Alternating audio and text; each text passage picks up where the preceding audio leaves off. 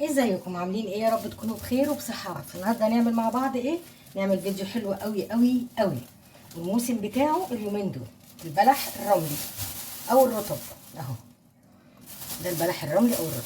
عن تجربه انا بجيب البلح ده واخزنه في الديب فريزر، بس ما بغسلوش واحطه في اكياس في الديب فريزر على قد الاكله اللي انا هطلعها. اول ما اطلعه من الفريزر بسيبه يفك شويه، بعدين اغسله بيطلع زي ما كاني لسه شارياه حالا.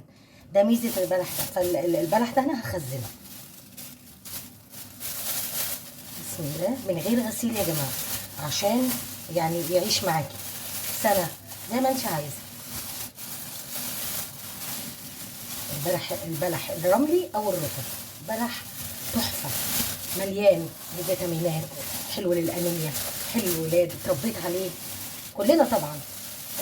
امهاتنا الله يرحمهم كانوا يعملوا لنا منه سندوتشات في المدرسه بالجبنه، يعني سندوتش الجبنه تروح مفصصه لنا البلح وحطاه اهو في السندوتشات، في العيش، في السمنه البلدي بيتعمل، بالبيض، وكذا طريقه. انا النهارده جايبه جزء صغير كده هعمله معاكم عجوه عشان تحشوا بيها الفطائر، البسكوتات، الحاجات بتاعت رمضان، بدل ما تجيبي العجوه من بره. اولا هو سعره رخيص جدا، دول انا هشيلهم، البلح ده انا هشيله هخزنه، هجيب تاني واخزن بس بره. اولا هو مش غالي، هو ب 20 جنيه كيلو. هرمي بقى الكيس ده واغسل ايديا وارجع لكم. نتكلم عن البلح الرملي اهو، ده مغسول طبعا، حضره طاسه. عايزه اقول لكم حاجه، لو كميه كبيره انا بقى بعمل البلح كده اهو، برمي القشره وبفتح دي اتنين كده، اشيل النوى بتاعتها او النقايه واحط في الطاسه. في كذا حاجه لانك تعمليه عجوه. لو جايبه كميه كبيره تحضري صاج، تحطي فيه ورقه زبده او ما تحطيش، فصصي البلح طبعا يكون مغسول كويس، وتروحي حطاه في صاج، تولعي الفرن على نار هاديه جدا.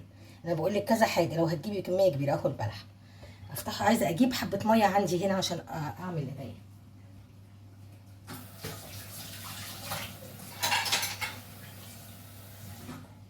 لازم يبقى جنبك طبق فيه ميه. طبعا انا مش عامله كميه كبيره عشان اشرح لكم هنعمل ايه. خزننا البلح اللي بيقعد من السنه للسنه، عن تجربه يا جماعه والله بيقعد من السنه للسنه، بس ما تغسليهوش اهو. اشيل النقايه كده واحط البلحه كده، بيبقى حلو قوي في العجوه. بدل ما في طريقه العجوه، بدل ما تجيبي العجوه من بره تعرفيش معموله ازاي، فيها رمله. انا بعمل الفطائر بتاعتي والحاجات دي من عجوه البلح الرملي اللي هو الرطب، سعره حلو وتعمليه في بيتك اهو. هفصص كده، اشيل اي قشره واشطف ايدي. طبعا انا هكمل تفصيص وارجع لكم، ونرجع تاني نتكلم عن البلح الرملي. اخلص تفصيص المجموعه دي وارجع لكم. هنا انا فصصت البلح اهو، حطيت لي عليه معلقه سمنه بلدي.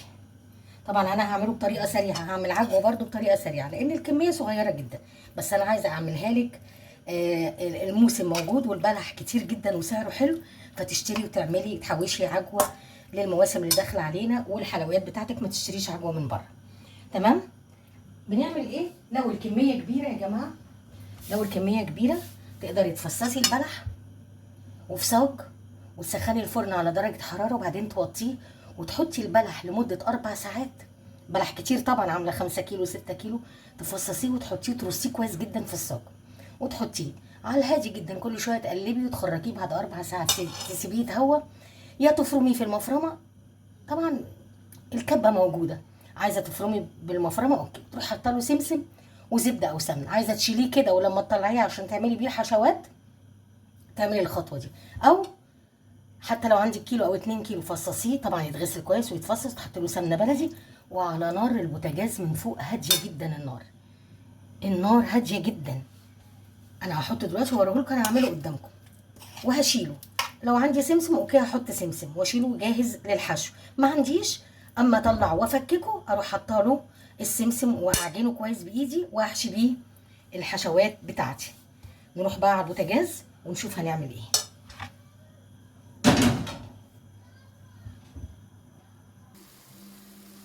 شايفين يا جماعه النار هاديه جدا، شمعه بسم الله ما شاء الله. بقى انا عايزاه طبعا ياخد لون اهو، مش بالمعلقه لسه، طبعا هو لسه في ميه ما اتبخرتش.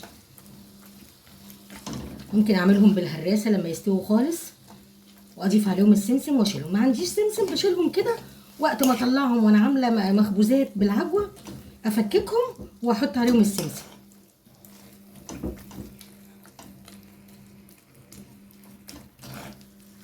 اسويهم ونرجع تاني مع بعض. كده انا طلعت العجوه يا جماعه من الطاسه وغرفتها هنا ومنتهى الجمال. ممكن لو كميه كبيره هي طريه وحلوه جدا، لو كميه كبيره اضربها في الكبه او في المفرمه.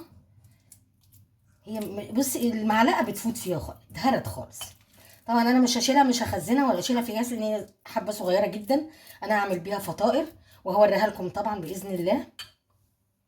اهي ريحتها مش قادره اقول لكم. ممكن تضيفي عليها قرفه، السمسم لان هي معموله بسمنه بلدي. تجمد شويه في التلاجة، مش هشيلها طبعا في الفريزر، مش محتاجه تخزين.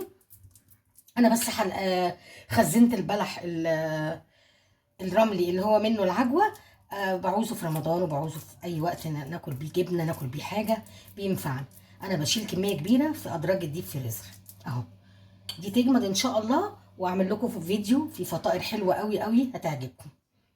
كمان بتبقى حلوه قوي للاولاد الصغيرين واحنا في فتره المدارس. اولا هي كلها فيتامينات يعني بتدي طاقه للولاد. لو تعملي لهم منها سندوتشات، تاكليهم في البيت بلح حلو قوي، استغل ان هو موجود وهاتيه. ما تنسونيش في اللايك والشير والسبسكرايب. دمتم في خير، والقاكم في فيديو جديد ان شاء الله. يا رب الفيديو يعجبكم.